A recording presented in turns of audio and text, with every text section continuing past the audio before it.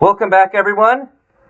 So today we're going to be talking about an ancient discovery that was made back in 2018, but it's still quite relevant today. And that is the first ever discovered Philistine cemetery. Now, for years, people had no sweet clue how the Philistines buried their dead. They found no graves. It was been theory that maybe they just cremated them and scattered their remains, but they did finally find a Philistine cemetery, and it's significant because it does confirm something about what the Bible says about the Philistines, where they came from. Philistine cemetery unearthed at Ascalon. Discovery brings us face to face with the Israelites' arch enemy. So let's take a look at what this has to say. The first extensive Philistine cemetery ever discovered is found outside the walls of ancient Ascalon. As one of the major Philistine city-states during the Iron Age, Ascalon was a significant Mediterranean port, boasted a thriving marketplace. So, the Philistines were one of the sea peoples. They're even mentioned in ancient Egyptian inscriptions as the Philisite, and it mentions how they would raid Egypt first, then later on they settled in present-day Gaza and Ascalon. Excavations at Ascalon have revealed many details about how the Philistines lived, the kinds of horses they built, the kinds of houses they built, the food they ate, the plates, bowls, cups, pots, and jars they made. That's actually quite significant because it also indicates where they came from. So they found early Philistine pottery, and one of the things that they noticed is that it's from Crete. It was the same style of pottery they would find in Crete. That was one of the reasons they were able to figure out, even before this discovery, that they were pretty sure that the Philistines largely came from, or at least the original Philistines came from Europe.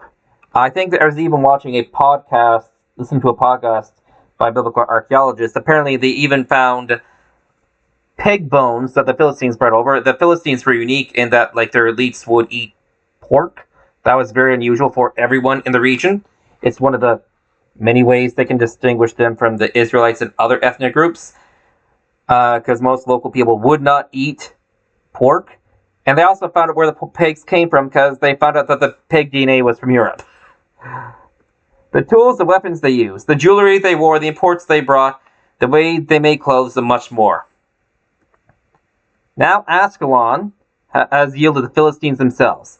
Directed by Lawrence E. Steger, Dorr Professor of Archaeology in Israel, Emeritus at Harvard University, Daniel M. Master, Professor of Archaeology at Wheaton College, and Leon Levi, Expedition to Ascalon, discovered the Iron Age Cemetery in 2013, began excavating it extensively in 2014.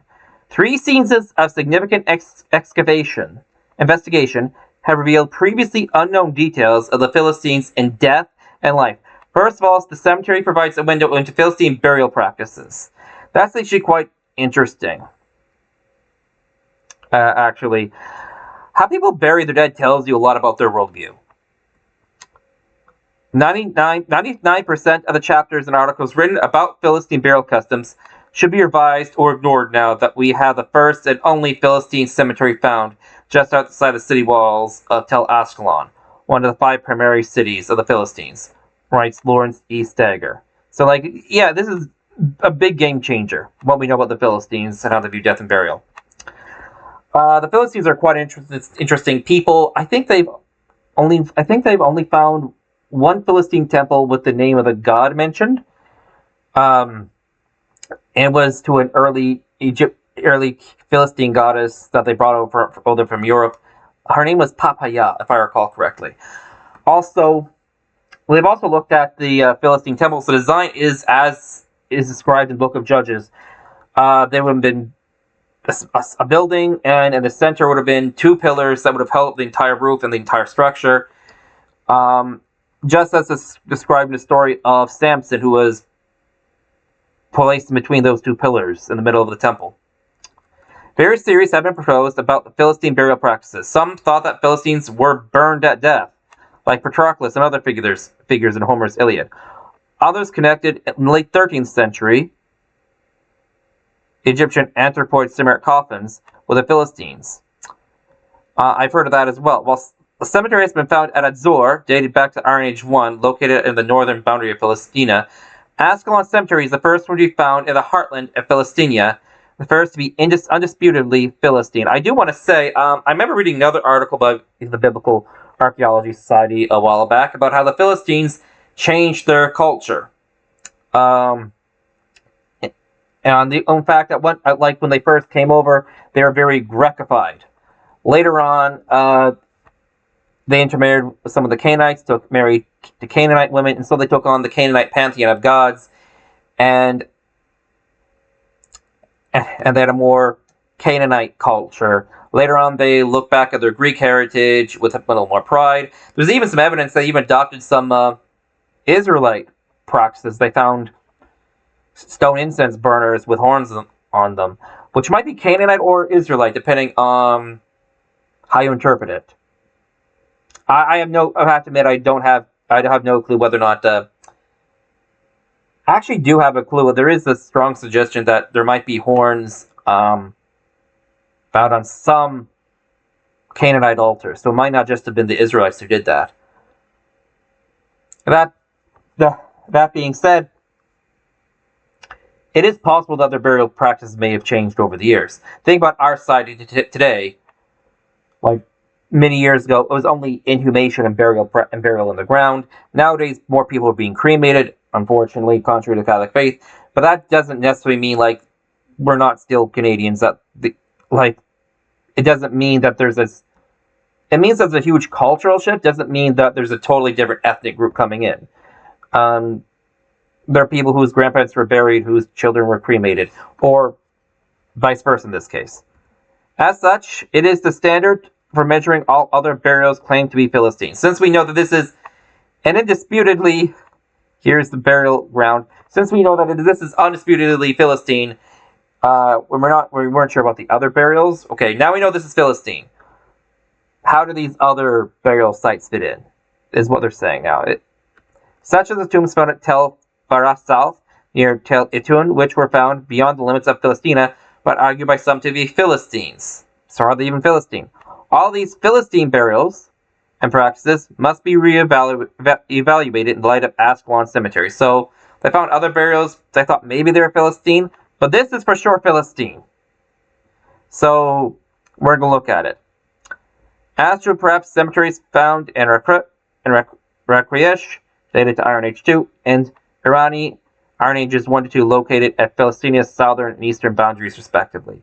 So I'm just also wondering out loud, maybe they are Philistine, but there's influence in other cultures on them as well. Maybe the more central Philistine burials are more pure.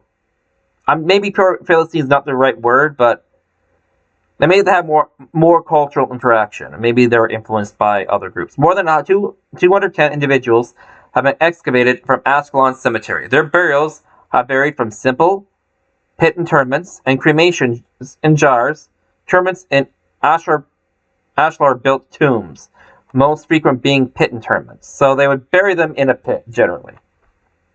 And they would do cremation. Because they did have cremations in jars. That is a very Indo-European thing. For FYI. Well, I don't think the Philistines were Indo-Europeans. They have been from another stock. But there is a relation to Greece. Certainly. David and Goliath's story has been compared to deciding war between one-on-one combat. I have heard it compared to stories in the Iliad where Paris and Agamemnon try to settle the Battle of Troy with a one-on-one combat.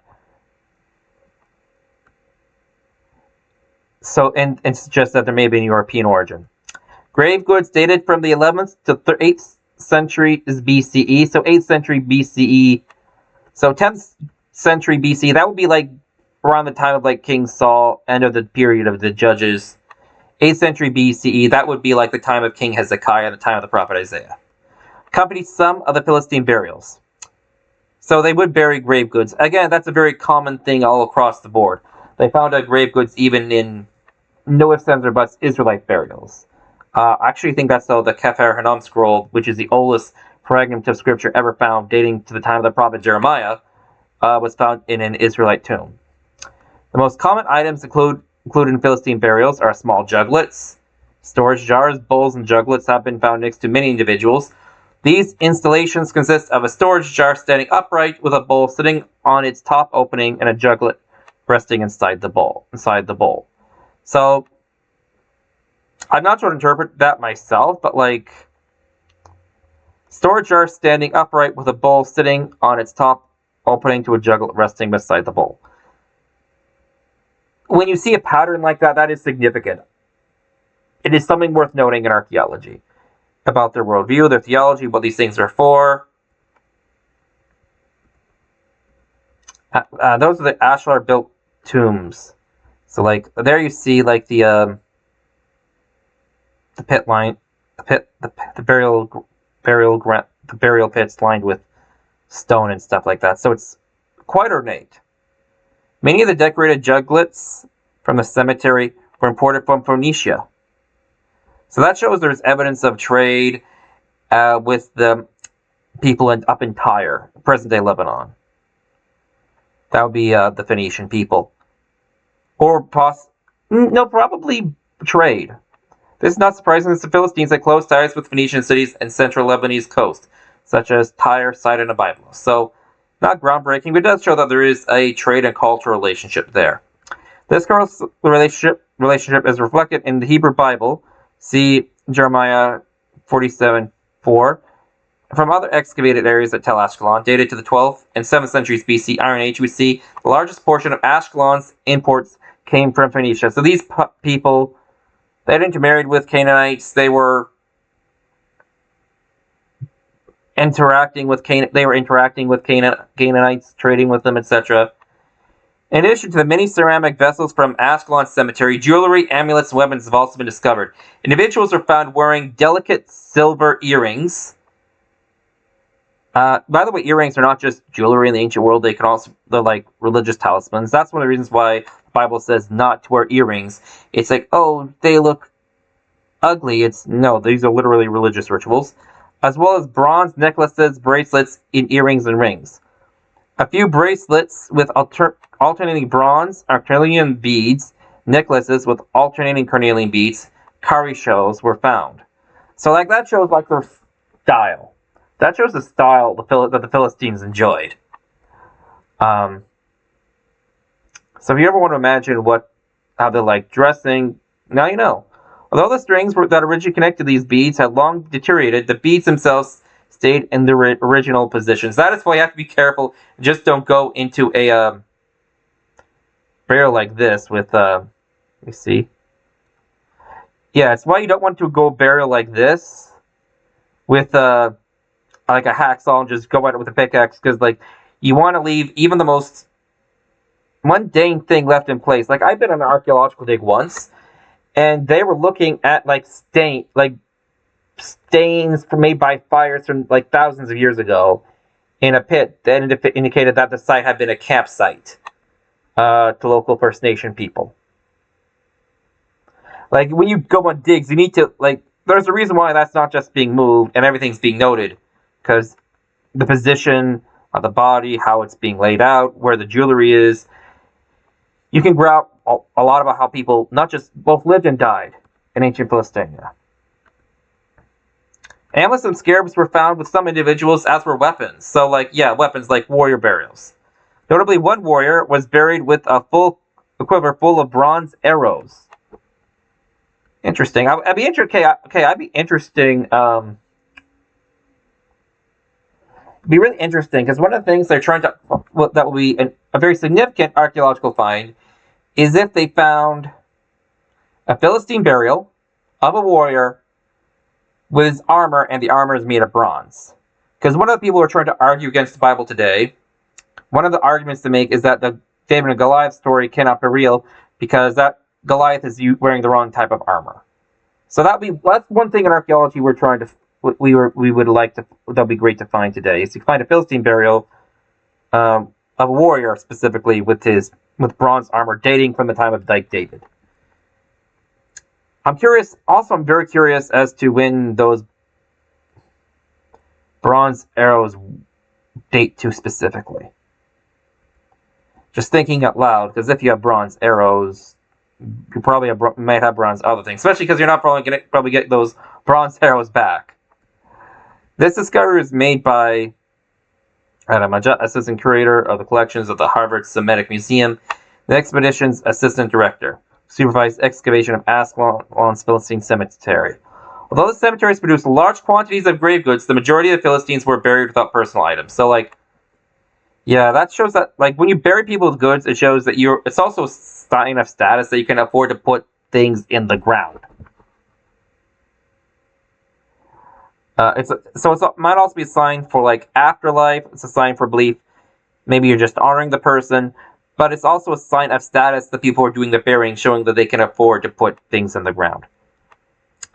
The difference between Philistine burials and other burials in the region is compelling. The earlier Canaanites, as well as Israelites and Judahites in the Iron Age, buried their dead in 2 steps. So this is how Israelites would bury their dead, as well as Canaanites. First, they laid out their dead, usually on a bench in a tomb, and waited for the corpse to deflesh, and essentially wait for the flesh to rot off. FYI, this was actually later on, even in Roman times, how the Israelites buried the dead. Actually, they think the Spanish royal family, until comparatively recently, buried their dead this way as well. They would put the dead body in a ledge, wrap in a shroud, wait for the flesh to rot off. Then about a year later, they gathered the deceased bones into niches in the tomb, usually bone boxes called ossuaries, or repositories.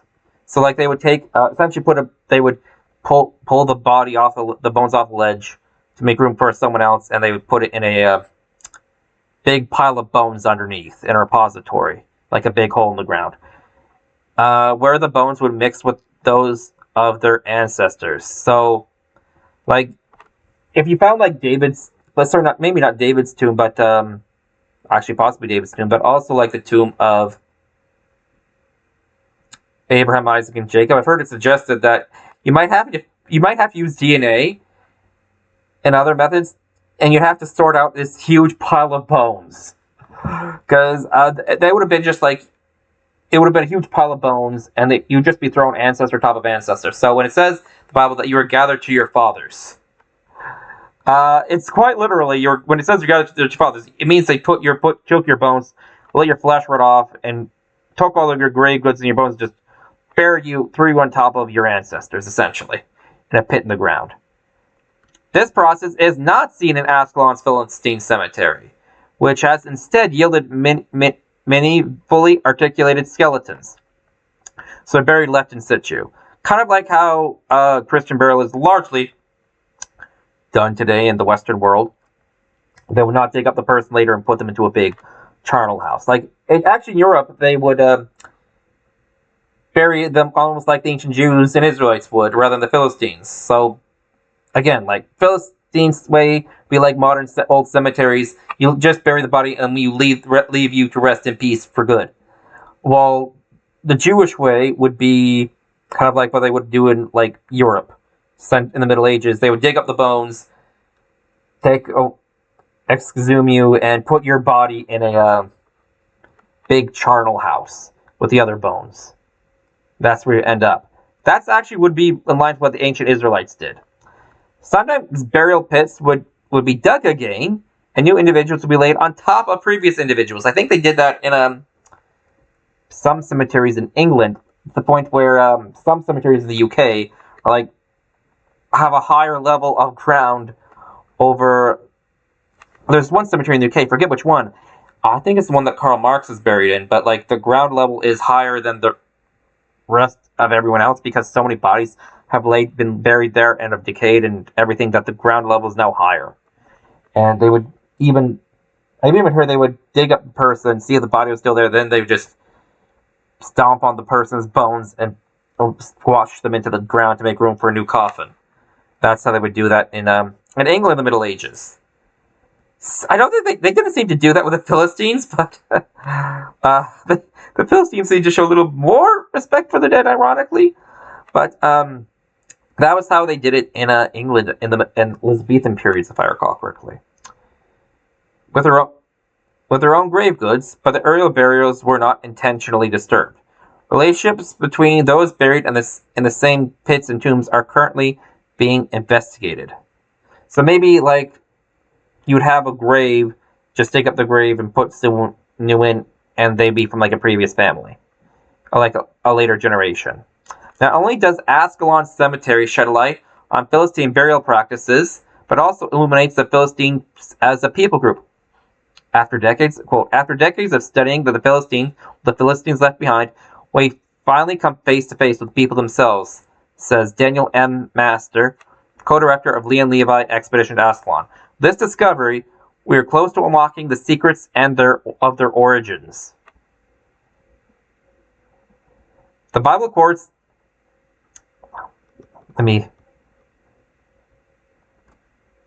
Sorry.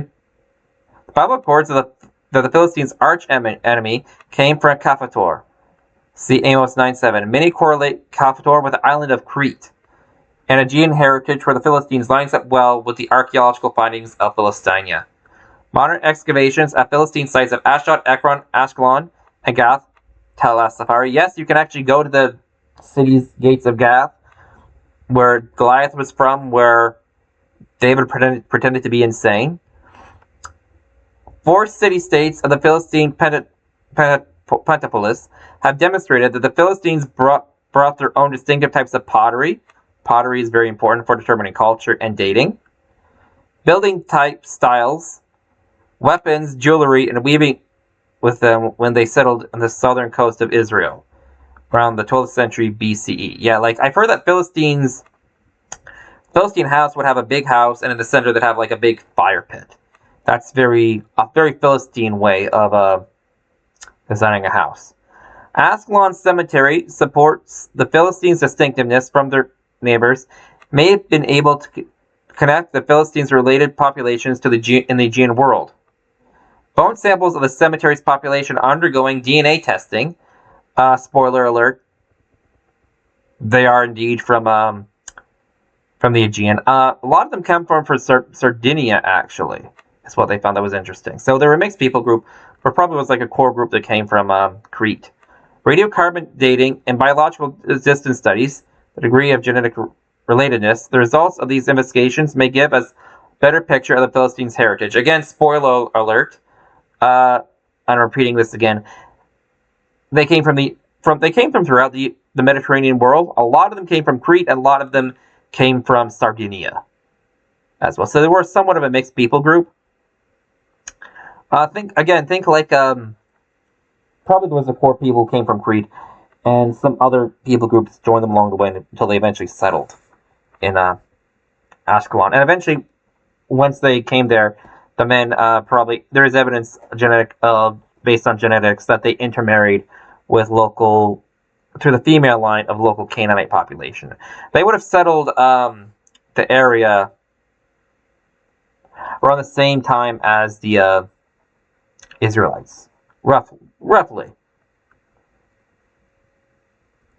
Actually, maybe a little bit later. Actually, the Israelites came in around the New Kingdom, earlier in the New Kingdom.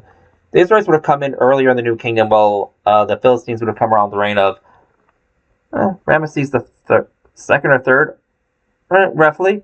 I have to admit, it's one area I want to learn more about is the Philistines and their timelines, because like there is some debate as to exactly when we should date the Exodus and when David would have showed up. That also would relate to when do the Philistines show up. So what point? 11th century would have been around the time of Judges. I'm not sure how that relates to when the Philistines themselves would have settled. Sherry Fox, the head forensic anthropologist analyzing Ascalon's burials, actually, now I think about it, let me take a look. Just quick Google search. Ramesses III. So here's why I'm Googling him. Ramesses III. Ramesses III was one of the Ramesses III was one of the pharaohs who dealt with the Philistines himself. He mentions inscriptions by him that he mentions in inscriptions that he would have driven away Philistine raiders, etc., from the northern and when the sea peoples of the Philistine, and he brags about settling them in Gaza. So like this gives you a general timeline. So Brignual years. So like okay, so early 1100, so 11th century. So that would be like 100 years prior to it. So like I find that quite interesting. So the Philistines would have 10th century is when David would have lived. So that shows that actually does show that. Thinking about the timeline of Samson, would have placed him, because the Philistines would have still be coming in, around that time, at least if I understand correctly. So it dates. So Samson would not have been. So I'm not sure when Samson would have been around, or when he's dated to exactly, but it does show Samson would have had to been quite close, relatively speaking, to when David ruled. Comparatively, it would have been like 100, 150 years, something like that. I'm being generous with 150. Again, I might revise as I learn more. I might revise my statement. It probably will, but yeah, Sherry Fox, the head forensic anthropologist analyzing Ascalon's Philistine burials, has already identified some of the illnesses and trauma. That's another thing we can learn about how sick these people were and what they suffered from that plagued the Philistines. Her team's study of material is sure to yield many other insights into the Philistines, such as common traits, average lifespan. Although their investigations are just beginning, Fox and her team have noted a curious phenomenon. The vast majority of the individuals from Ascalon Cemetery are adults. They were quite healthy then. That means so. If you have most of them being adults, that could mean, unless there were other burial practices for children, which could be the case, it would indicate in just a small percentage of children and infants. So infant children are being buried there. Culture that surely experienced high rates of infant mortality. This is surprising. So like maybe they didn't have. Maybe a lot more people live to an old age, or to adulthood, rather. Where do the Philistines bury all their babies? This question warrants further investigation. So maybe they're burying them. Maybe they're just burying the children elsewhere. So like, just a small percentage of children and infants. Maybe there was a certain ritual that had to be done. Like, in traditional Catholic burials, if a baby is not baptized before it dies, you cannot bury it in a Catholic cemetery, strictly speaking. And you have to bury it at another location. Maybe there's something similar going on along there. Maybe in that case you cremate the child and don't give it a proper burial as such. Maybe they just had better health. The high infant mortality rate is quite common in those days. It's an interesting find. Like, where did the babies of Philistines go? That's another historical mystery.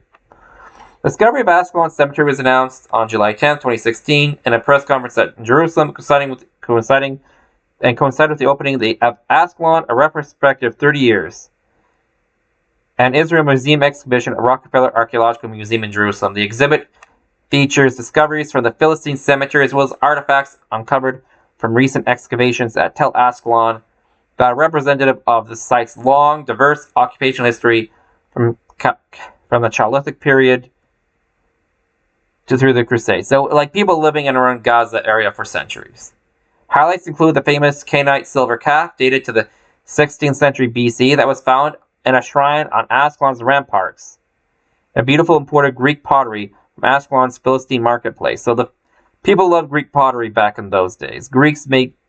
I actually think the Italians, Etruscans were really into it. I think outside of Athens, the place we find the most Athenian pottery is actually in Italy, because the Italians loved Athenian pottery so much. That was well preserved due to Nebuchadnezzar's destruction of the city in 604 BCE. Yeah, In some ways, like, archaeologists are kind of like, part of us are like sociopaths in that, like, we love destruction layers. We love natural catastrophes because it just preserves so much for the archaeological record. 2016 marked the final season of Leon Levy expedition to Ashkelon, which began excavating the site in 1985. The discovery of the Philistine cemetery is a nice addition to 30 years of extraordinary finds in Ashkelon. So let's see, are there any comments? Oh, let's look at the comments. They're not going to tell us what the why DNA results are. It's been a long time. Yeah, I've already mentioned this. That, like, yeah, they're from Europe. Oh, you tell us what the DNA is. Sometimes I wonder if desecrating graves is essentially grave robbing. That's actually an ethical question we have in archaeology, actually. Is worth archaeological information derived from it. Is nothing sacred? Actually, in Israeli law, if you find human remains, by Israeli law, you have to give it a funeral. Doesn't matter if it's, even if you're not sure if it's human remain, or it could be like gorilla, we're not sure. You have to give it a funeral and bury it reverently. That is, in Israel at least, that is the law. To the point where archaeologists are saying, like, can we at least study these remains more properly first? Wait, I want to understand something. In the supposed Philistine sites like Tel Monique and the like, we find Aegean material, culture, pottery, shards, etc. But here, in what you're saying is definitely a Philistine site, the material culture seems more mixed, since we found Phoenician pottery, not Aegean.